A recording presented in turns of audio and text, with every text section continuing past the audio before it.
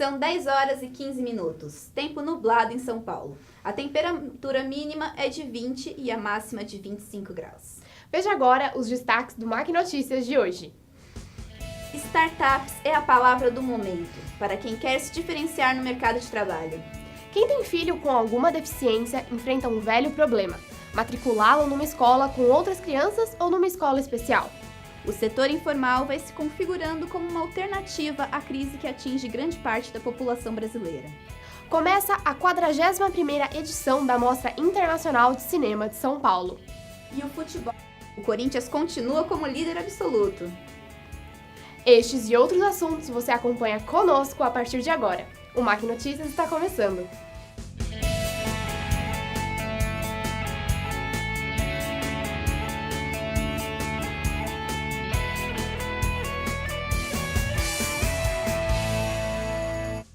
Bom dia! Dinamismo é a palavra que mais aparece no vocabulário de quem procura um novo lugar para trabalhar. Jovens de 19 a 25 anos buscam espaços descontraídos onde tenham liberdade para serem versáteis. E em época de crise, mais uma característica entra na lista de especificações: baixo custo e alto lucro. As startups se encaixam em todos os requisitos e são os lugares mais procurados pelos recém-formados.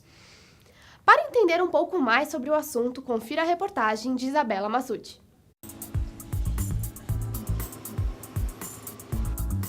São Paulo é conhecida por seu grande movimento urbano e por oferecer muitas oportunidades para trabalho. E no meio desse turbilhão de atividades, surgiu um novo cenário de empreendimento: o mercado das startups.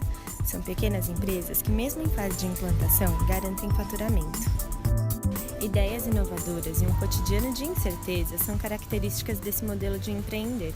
Muitas usam a tecnologia como base, uma vez que é algo barato e de fácil engajamento com o público.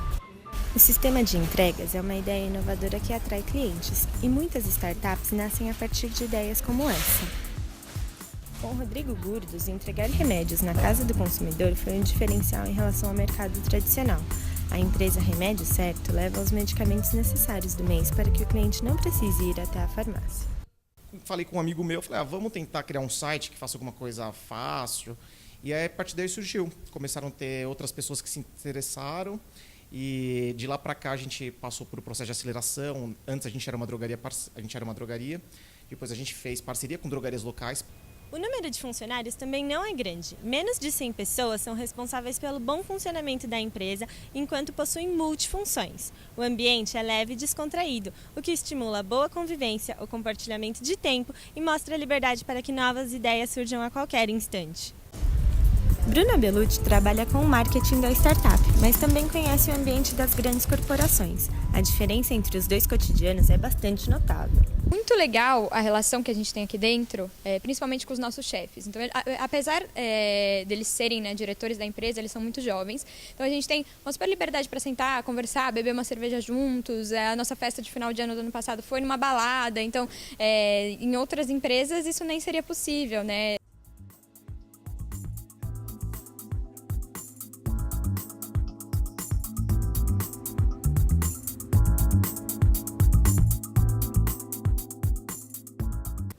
Poxa, Maria, imagina que bacana trabalhar numa startup. Eu acho que muita gente, principalmente da nossa idade, está buscando startups como alternativa, Sim, né? Realmente. com certeza. É muito legal. E com as taxas de desemprego em alta, o setor informal se tornou a opção que muitos brasileiros encontraram para conseguir pagar as contas no final do mês. Um exemplo disso é a Dona Hância, uma senhora que montou uma barraquinha de café da manhã na Praça da República, no centro de São Paulo. Quem conta essa história é o repórter Felipe Bambassi.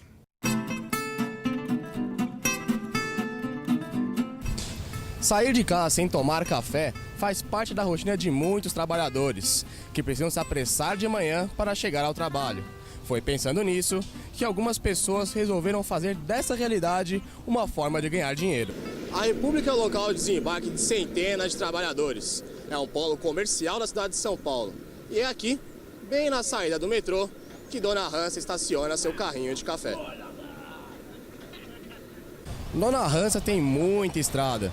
Veio do Maranhão para São Paulo ganhar a vida na luta de todos os dias.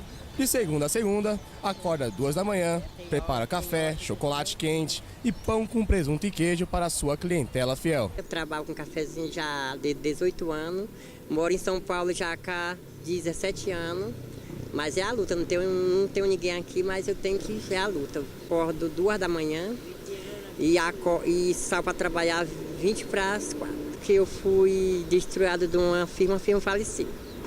Aí eu tive de botar um próprio negócio para mim, para poder vencer, porque esse é meu ganha-pão e eu já tinha tudo de lá, já aprendi tudo lá mesmo. Fábio de Andrade, que trabalha com marketing, faz a sua parada no carrinho de café todos os dias. Porque além de ser barato, fica na minha trajetória, né? Passo aqui todo dia, pego e como no escritório. Não é só a dona Hansa que vem aqui vender seus produtos. Devido à falta de oportunidades no mercado, muitas pessoas têm que procurar alternativas para conseguir o seu ganha-pão. E como milhões de brasileiros, Dona Hansa segue suas vendas de todos os dias. Paga suas contas, faz um pé de meia para a sua aposentadoria. Encerra um ciclo de atividades às 8h30 e começa outro logo em seguida, com os preparativos para mais um dia de trabalho. Realmente com essa crise não tá fácil para ninguém, né? Bom, a portaria editada pelo Ministério do Trabalho e publicada nesta semana traz regras que dificultam o acesso à chamada lista suja de empregadores flagrados por trabalho escravo no país. O texto também alerta o modelo de fiscalização e abre brechas que podem dificultar a comprovação e punição deste tipo de crime. De acordo com a nova portaria, a lista com o nome de empregadores autuados por submeter trabalhadores a situações análogas à escravidão. O comentário é de Giovana Dagnino. Pois é, precisamos entender primeiramente o motivo da medida, né? Nós sabemos que o Temer está sendo denunciado por crimes de corrupção e ele corre o risco de perder a presidência da República. E para isso, ele precisa agradar quem pode evitar que seu mandato seja cassado, no caso, os deputados. A questão é que se os 342 deputados da bancada ruralista votarem pela permanência dele, ele fica. E para que esses deputados votem, é preciso somente mexer nas leis de punição e proibição do que é considerado trabalho análogo à escravidão. Parece um absurdo e realmente é. Tudo isso é apenas uma pequena amostra do que nos aguarda em 2018. Veja no próximo bloco. O que fazer na hora de matricular na escola crianças com deficiência? As feiras livres continuam a fazer parte da vida dos paulistanos. O Mac Notícias volta já. Olha que prédio enorme. Nele vivem centenas de pessoas. Você conseguiria montar uma obra como essa? Este prédio. Lindo, não é? Mas não basta ser bonito. Tem de dar conforto às pessoas. Você sabe como fazer isso? Casas, prédios. Para você morar ou trabalhar neles, eles precisam ser projetados. Tem que fazer cálculos, desenhos, prever os materiais. Você seria capaz de fazer isso? Um arquiteto, sim. Em um curso de arquitetura, você tem aulas de sistemas construtivos, paisagismo, conforto ambiental, estética e muitas outras. Você aprende a unir criatividade e ciência para melhorar a vida das pessoas. Mackenzie, há 140 anos formando gente que vai mudar o mundo.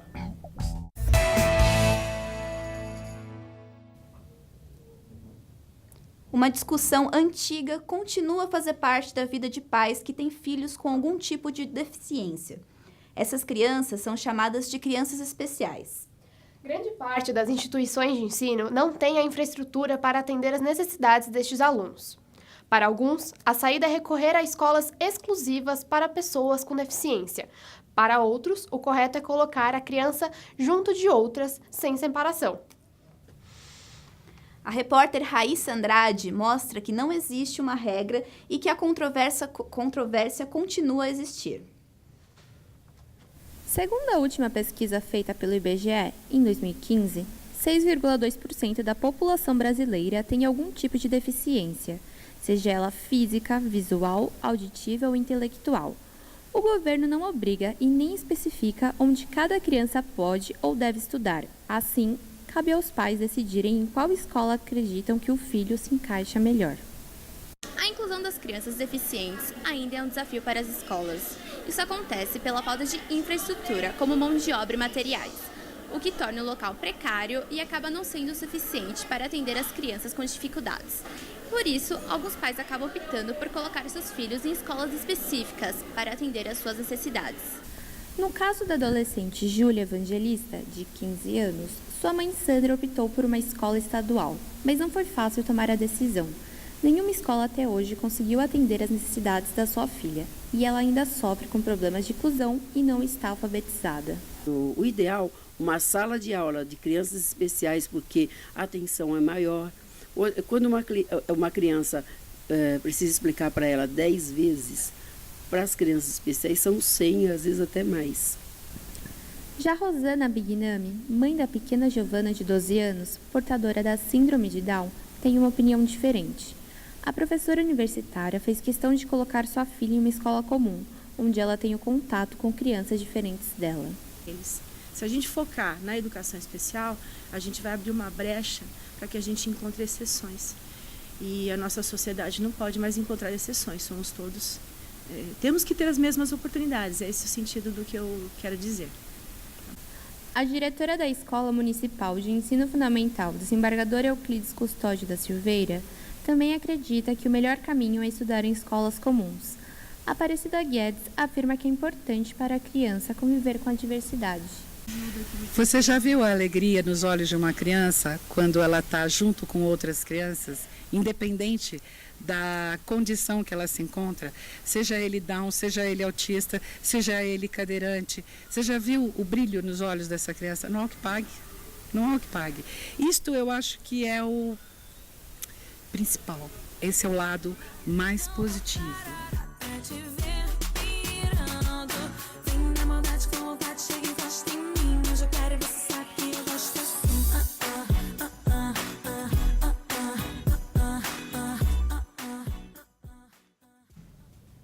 Como é bom a gente ver a realidade, assim, dessas famílias que passam por isso. É bom a gente ver de perto essas questões, né, Ana? Realmente. E não é fácil tomar essa decisão, né, Maria? Bom, vamos mudar um pouquinho de assunto. A ansiedade é considerada por especialistas como o mal do século. Segundo a Organização Mundial da Saúde, só no Brasil, mais de 18 milhões de pessoas viviam com algum transtorno de ansiedade em 2015. Esse número representa 9,3% da população mundial e coloca o Brasil como o país em que os cidadãos apresentam mais casos de ansiedade na América Latina. O repórter Gustavo Amado mostra que os jovens, em especial em idade escolar, também são muito afetados pela ansiedade. A nossa rotina diária é corrida e estressante, e um dos problemas gerados em razão disso é a ansiedade. De acordo com a Organização Mundial da Saúde, mais de 300 milhões de pessoas sofrem com este mal. O número representa 4,4% da população mundial. E dentro dessa estatística está o estudante. A ansiedade é um problema comum entre os estudantes e vem atingindo cada vez mais essa parcela da população. Segundo dados da Instituição Federal de Ensino Superior, esse problema atinge cerca de 15% dos universitários. Levando este problema em consideração, a página Exaustos, fruto de um trabalho acadêmico feito por alunos de jornalismo, compartilha mensagens de apoio, relatos de estudantes e dicas para universitários que precisam de ajuda. Para Maria Teresa Santos, uma das administradoras da página, o objetivo é compartilhar as histórias. A gente decidiu primeiramente conversar com pessoas que passassem por essas coisas, coletar relatos e tudo mais, para que primeiramente as pessoas pudessem saber como é a situação das pessoas que passam por essas coisas. Segundo Maria, o projeto gerou repercussão e aceitação junto aos interessados. As pessoas foram bastante receptivas em relação a isso, e quando a gente jogou esse conteúdo na internet foi muito elogiado pelo fato de que é uma coisa que a gente precisa falar e que às vezes a gente não consegue. A pressão pelas notas, a busca pelo estágio, a perspectiva do futuro profissional e acadêmico estão entre as principais preocupações dos jovens universitários. Paola Churchill sofre com ansiedade desde os 11 anos, devido à morte de seu pai. Mas só aos 16 descobriu o problema. Toda a sua vida escolar foi acompanhada pela doença. Mas o tratamento adequado ajuda a suportar a pressão na universidade. No passado, eu não ia aguentar tanta pressão, que nem eu tô tendo agora. Porque é muita coisa em muito tempo e você às vezes não se sente que é capaz. É um trabalho contínuo, tipo de falar, não, você consegue, você vai conseguir fazer os trabalhos. Paola sabe como é complicada a situação e deixa dicas para quem também sofre com os sintomas. Procura ajuda. Não tem que ter vergonha, porque eu não queria aceitar que eu tinha ansiedade, que eu tinha depressão. É uma doença, é uma coisa séria. E se você não procurar ajuda, vai piorar e talvez você possa fazer uma coisa que machuca pra você, tipo tirar a sua própria vida. E procura ajuda. Eu acho muito importante a gente ter esses espaços que todo mundo possa colocar suas experiências, como essa página que foi citada na reportagem, é bem legal. Sim, inclusive eu já curti lá a página, tô acompanhando o que o pessoal tá publicando. Vamos falar de comunicação agora. Comunicação é uma necessidade vital ao ser humano e essencial para a vida em sociedade e para a troca de informação. Algo que parece tão natural para a maioria das pessoas é uma questão muito complicada para algumas crianças. É o caso daquelas que possuem o chamado transtorno do espectro autista, o TEA.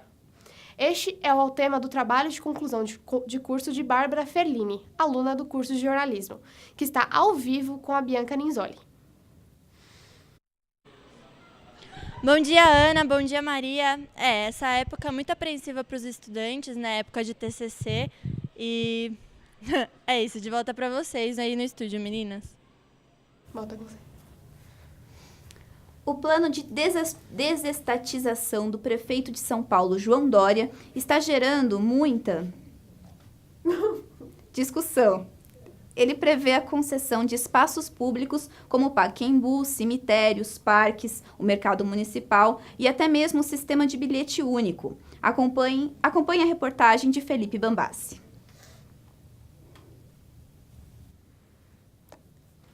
Aproxima-se o final do ano, o verão e também a vontade de ir à praia. O paulistano já está acostumado a deixar a capital para ir em direção ao litoral. Mas aqui mesmo na cidade de São Paulo, há uma alternativa para quem não vai ou não pode descer a serra. A reportagem é de Everton Pires. Há mais de 100 anos em São Paulo, as feiras livres estão espalhadas por toda a cidade. Segundo dados de 2016, da Secretaria de Coordenação das Subprefeituras, existem 875 feiras livres no município. No bairro de Higienópolis, acontecem 3 vezes por semana em 3 lugares diferentes, na Praça Charles Miller, Rua Mato Grosso e Rua Martim Francisco. A repórter Bianca Ninzoli foi visitar 2 delas e conta pra gente um pouco da história de quem trabalha nesses lugares e também os atrativos das feiras da cidade. Começou ontem a Mostra Internacional de Cinema de São Paulo. Serão apresentados 395 filmes de 59 países. As obras serão expostas em mais de 30 pontos de toda a capital paulista. A edição, que conta com o destaque da realidade virtual, serão exibidas 19 produções que contam com novidade tecnológica. Este é um dos temas do comentarista de cultura Everton Pires. A 41ª edição da Mostra Internacional de Cinema conta com alguns filmes imperdíveis. Por exemplo, o longa Café com Canela, uma produção que representa a força que o cinema baiano vem ganhando nos últimos tempos. Outra produção interessante é o filme indicado ao Oscar de 2018, Félicité, do Senegal. É a primeira vez que uma produção senegalesa participa dessa premiação. Já na música, John Mayer se apresentou em turnê do seu novo disco The Search for Everything, e o show não contou com um público muito alto, cerca de 30 mil pessoas. Mayer mostrou o que tem de melhor, solos de guitarra e batidas vibrantes. Outro show em São Paulo foi ontem, com a banda U2, que contou com a abertura de Noel Gallagher, ex-Oasis, que inclusive dedicou uma canção ao jogador Gabriel Jesus, né, que ele joga no time do coração do Noel Gallagher, o Manchester City.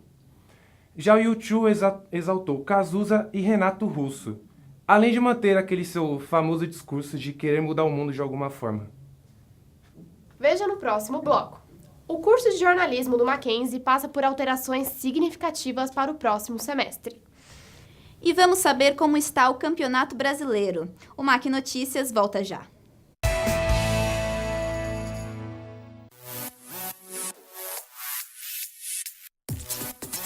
Segundo o governo federal, o Fundo de Financiamento Estudantil, mais conhecido como FIES, causou um rombo bilionário nos cofres públicos. Por conta disso, o governo decidiu reformar o programa, o que tem causado insatisfação dos que são atingidos diretamente por ele. Confira as mudanças e as dificuldades por que passam os alunos na reportagem de Vanessa Piovisan. Agora vamos falar de futebol. Mais uma rodada do Campeonato Brasileiro e nada mudou. O Corinthians continua líder. É isso, Felipe? Bom dia. Ana. Bom dia, tudo bem? Tudo certo. Campeonato Paulista, o Campeonato Brasileiro está pegando fogo. E os paulistas, com exceção do São Paulo e Ponte Preta, estão no topo da tabela.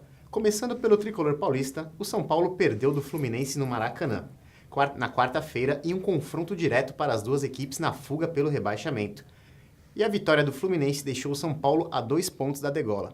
Já o líder Corinthians, apesar do empate com o Grêmio em Itaquera, continua absoluto no topo da tabela, ainda tentando alcançar o líder. O Santos visitou o Sport na Ilha do Retiro e cedeu o empate no final do jogo, ficando a 9 pontos do líder Corinthians e caindo para a 4ª posição. Outro que mantém as esperanças pelo bicampeonato brasileiro e entrou em campo ontem foi o Palmeiras, que recebeu a Ponte Preta no estádio do Pacaembu. O Verdão, sob o comando do técnico interino Valentim, assumiu a 3ª colocação na tabela, ficando também a 9 pontos do líder Corinthians. E a próxima rodada, Felipe, como que fica? Olha, Ana, vou te falar, viu? Não tá nada fácil. A vida dos paulistas está bem complicada na próxima rodada. O São Paulo recebe o Flamengo no estádio do Pacaembu no domingo e precisa da vitória para espantar de vez o fantasma do rebaixamento. Já o Santos recebe o Atlético Goianiense em casa. O Peixe precisa vencer se quiser permanecer na briga para o título. O Palmeiras vai até Porto Alegre enfrentar o Grêmio na Arena, um confronto direto para as duas equipes na caça ao Corinthians. O líder, que joga apenas na segunda-feira, tem uma difícil missão no Rio de Janeiro, onde enfrenta a equipe do Botafogo no estádio do Engenhão, visando se manter na ponta da tabela. Bom, vamos continuar acompanhando aí e torcendo, né, Felipe? Vamos aí esperar que ainda tem muita água para rolar e esse campeonato tá em aberto ainda. Sim, com certeza. Obrigada, Imagina, Felipe. Ana. Tchau, tchau. Tchau. E agora, um assunto que interessa a todos nós, alunos do curso de jornalismo do Mackenzie. É para o primeiro semestre de 2018. O curso passará por uma série de modificações que mexerá em toda a grade curricular. Quem vai nos comentar mais sobre este assunto é a repórter Larissa Andreoli, que está com o coordenador do curso, Rafael Fonseca. Bom dia, Larissa. Bom dia, Ana. Bom dia, Maria. Realmente essas mudanças são de interesse de todos nós, alunos. Por isso, o professor Rafael está aqui comigo para esclarecer algumas dúvidas. Bom dia, Rafael. Explica pra gente um pouquinho melhor como serão essas mudanças. Bom dia, Larissa. Bom dia a todo mundo. Bom, essas mudanças vão ocorrer em 2018. E é isso, gente. Ah, tá. Em 2018 e vai mudar o horário, vão mudar todas as grades e tal. Pode encerrar? Será? Obrigada, professor. Volta pro estúdio com vocês, meninas. Acabou. Obrigada, Larissa. Bom, vamos esperar que essa mudança nos favoreça e favoreça todos os alunos também, né? Sim, com certeza. Seja uma coisa que agregue para o curso. Exato. O MAC Notícias fica por aqui. Um bom dia. Bom dia e até a próxima.